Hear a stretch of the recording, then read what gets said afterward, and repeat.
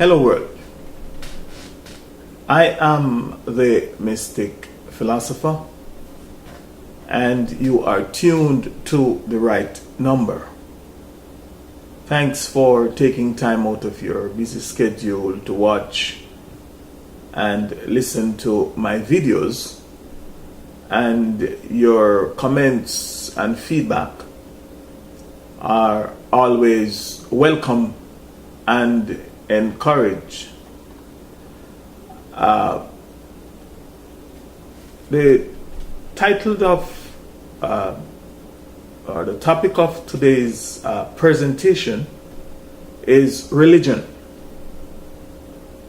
and my objectives are to share with you, or to share some of my perspectives on the subject, while attempting to answer the question, what is religion, from my angle of observation. The fact is that there are so many things that are written and said about this subject, or this topic, religion. One might think that it is almost exhausted, if not already completely exhausted. And as the saying goes, there is nothing new under the sun. I, the Mystic Philosopher, love to say that there is nothing, or there is not anything new under or above the sun. So, whatever I will be sharing with you in this presentation, I know to most of you, if not, it is not necessarily anything new, but it might be the first time you are actually hearing it said, like how I will be saying it in this presentation. In fact, some of you might say that it is an old idea that I am now presenting in a new package. I will also recommend that if you haven't yet watched my video presentation titled Words, What Are They?, from my series of video presentations titled The Redemption from the Curse of the Black Spell, I would recommend that you do so before watching this video, or that you do so at the end of this video, or at your earliest convenience. If or when you do watch that video, Words, What Are They?, you will, or you may see and understand my reasons for placing so much emphasis on the meanings of words and my regular use of the English dictionaries. In one of my hopefully soon to be released books, in which I shared my perspective on the question, or the question of the purpose of life, or the question that asks what is the purpose and meaning of the thing we call life, I said in that book that from my perspective, the purpose and meaning of life is for us, the natural native earthly humans, to ask questions that provide answers which ask more questions in an unending cycle of questions and answers. For example, when we ask the question, what is religion? Regardless of the answers we might receive, the fact is that they might not be final. We might not receive a final answer. For example, if the answer we receive is that religion is good, then we might be prompt to ask ourselves questions such as, if religion is good, then why has it, meaning religion, produced, and why is it producing so much evil? in the world? Or if religion is good, then why have the people that have practiced it, and why are the people who are now practicing it produced and is producing so much evil in our world today? Or at the very least, so as not to deliberately offend anyone, why has it, meaning religion, produced, and why is it, religion, producing so much bad and possibly undesired results in our world today? It is quite evident. Just turn on the television, read the newspaper, and see all that is happening by religious practitioners and believers in religion right now as I speak. On the other hand, if the answer we receive from the question, what is religion, is that religion is bad, then we might be prompt to ask, why are so many good people, or why are so many people with good intentions so attracted to it and are practicing religion?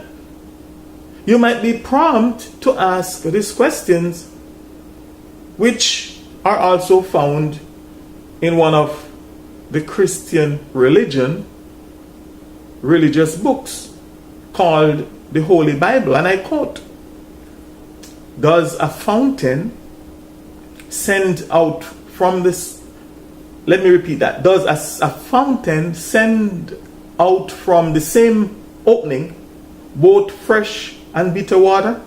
That's the question. Does a fountain send out from the same opening both fresh and bitter water? Think about that question. And it continues, it said, can a fig tree, my brethren, produce olives? Or a vine, and by vine meaning a grapevine, produce figs? Or can a salty spring produce sweet water? Unquote. Now these are questions to ask. And so as it is also part of my objective in this presentation, to have you thinking about questions like these and answering them for yourselves. Therefore, and since from my perspective, no one of us, the natural native earthly humans, is infallible, I humbly ask that whatever you hear me say in this presentation, this is something I normally ask people to do, I humbly ask and strongly suggest that you first search and then research it for yourself and prove all things and hold fast only to that which is or that which might be good for you. That's the request from I, the Mystic Philosopher.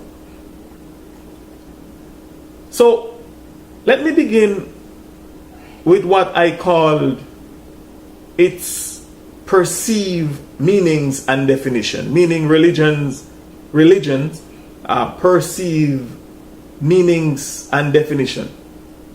The perceived meaning and definition of this thing called religion.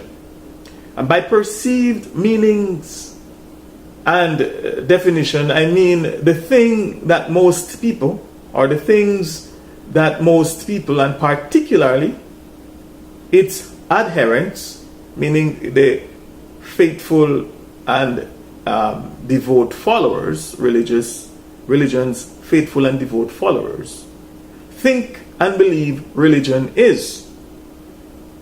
The adherents of religion think and believe that religion, and particularly that which they call their individual religion, is their God or God's gift to for them to communicate with him, her, or it. Depends on what they conceive their God to be. They honestly believe that the thing called religion is the best thing that has ever happened to the human race and to the human family. Adherents of religion cherished and even revered the word religion itself. When the adherents of religion hear the word religion, the first thing that comes to their minds is truth. They think religion is truth, holiness, enlightenment, and communion with their God or gods, or that at the very least their belief, when they hear the word religion, they think of their belief in God. However, there is a lot of people that by just hearing the word religion say that it is a very bad thing. In fact, they say it, meaning religion, is black. Black meaning it is evil, and it is an evil and a wicked thing. Many people, and many of whom you will find right here on YouTube, just type in what is religion, or on the internet, just read up on what is religion or on religion in general. That many of these people are of the expressed opinion, belief, knowledge, and understanding that religion throughout the history of our human race has done far more evil and has committed more atrocities in the name of its God and gods. And many people are of the expressed belief, knowledge, and understanding that religion and religions today are doing far more evil to the human race, the human mind, the human collective consciousness, and to our planet Earth than possible good. Some people think, that religion actually makes people dumb down. Religion actually makes people intellectual retards, and religion actually makes people far more docile than the best of sheep, or the most docile of sheep. One of the most frequently used definition for the word religion that is given by most free-thinking and critically minded people when asked the question, what is religion, is one by Karl Marx, who is alleged to have said, and I quote, "Religion is the opium of the people." Elsewhere, I read the same quote where it's alleged Karl Marx said, "Religion is the opiate of the masses," unquote. Another way of saying this from my perspective is that religion, my interpretation of this is that religion, or the thing called religion, is the most potent drug that is used by the system to sedate the minds and bodies of its victims, thereby confining them to a life of perpetual ignorance and dependence, etc.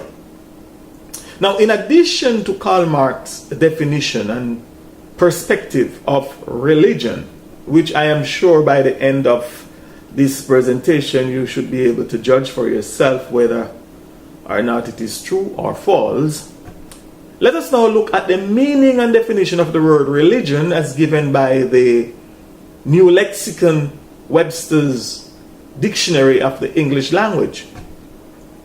As I have mentioned before in some of my other videos, that I am well aware that there are many people who resent using the English dictionary or the English dictionaries to look up the meaning of the English words that they are using to express themselves. And many that prefer to just give their own arbitrary meanings and interpretations to words that they do not know the meaning of. But from my perspective, the English dictionary is what I consider to be the supreme authority on the meaning or meanings and definitions of words that belong to the English language. Therefore, if we agree that we are speaking, or at least attempting to speak English, then the English dictionary or the English dictionaries should be the first place that we consult or reference for the